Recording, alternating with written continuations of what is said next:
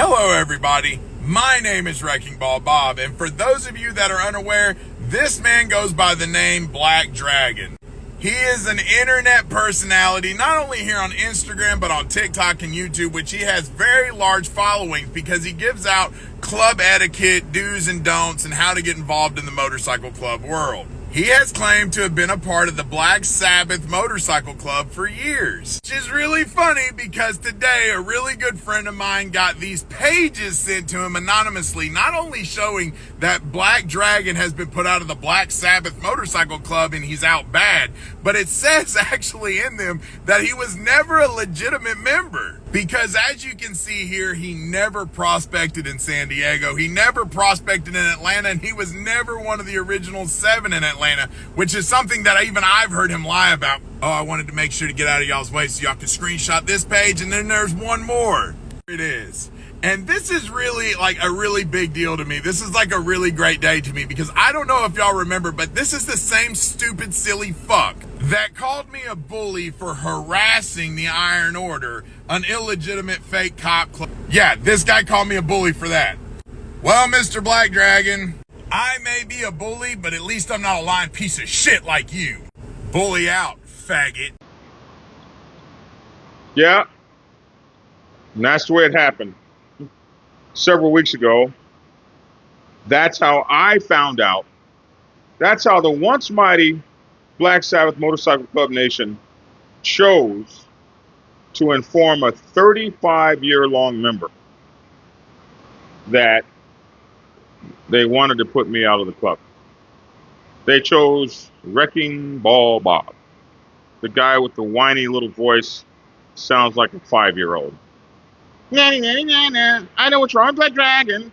I got something to say about Black Dragon. Black Dragon. I bet his teachers were constantly like, shut the fuck up, Robert. I know I would have. That nasally, whiny ass voice, it just kills me, man. I want to be a motorcycle club guy so bad. All I can do is follow him around and talk about him. And all I can do is talk about the Iron Order because nobody likes him. Show us some nuts. Talk about a club that everybody likes. Talk about one of them diamond clubs or something. Show us some nuts. Talk about something you know about. But you don't know about me. And you took that document.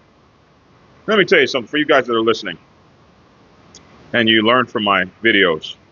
Never tell another man's story. If you're a president or sergeant at arms, vice president, national president, or content creator, when somebody brings you a story and they want you to make a decision, even if it's your best friend, I say this in my book, President's Bible.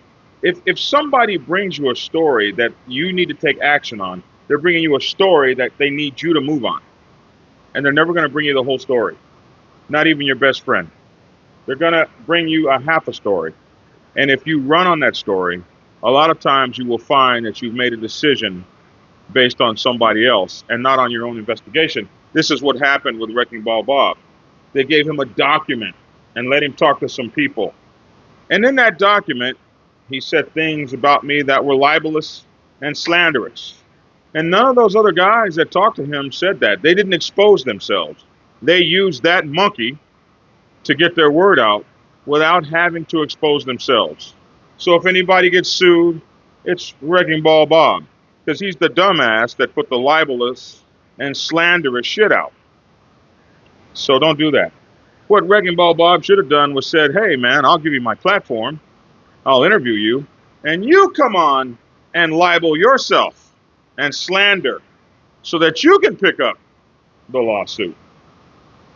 That's what you do. When you're a president, you're a vice president, sergeant at arms or something like that, you cannot afford to run on another man's story. People will gas you up, say stuff to you, get you lit up, running off at the mouth, charging people, only to find out that they weren't entirely 100% true. A lot of times they just straight out lie. And that's how people get folks to do stuff that's stupid. That's how Black Sabbath put Wrecking Ball Bob together, with lies and bullshit that have left him exposed, unfortunately. I told him to stop bullying people. That made him angry. Listen, I wasn't mad at him creating content. We're content creators. You can say anything you want about me, but you can't lie about my work product. You can't lie about things that I do in public. You can't do that. That's not allowable by our laws. And if you do that, you get to pay the person you did that to. So that's that. But yeah, that's how I found out. And Wrecking Ball Bob, the chicken shits sent you an anonymous letter. I will never publish some shit. Most people, when they call me, they're like, hey man, I want you to do this, but you can't say my name.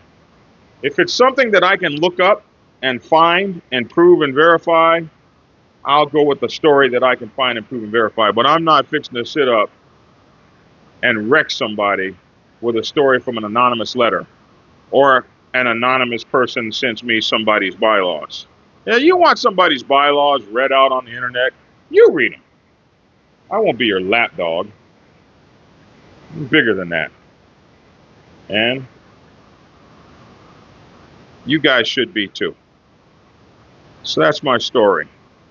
I found this out in that way, and because it was so full of salacious lies, they had to come back out a couple days later, because people who knew me knew that shit wasn't true. Oh yeah, the nanny boo-boo guys were all over the internet, and I hate Black Dragon and stuff. They were out anyway. But folks who knew me knew that wasn't true. So then they had to come out with even more. But that was the beginning, Salvo. Now you know. Thanks for tuning in. Never tell another man's story. Capiche?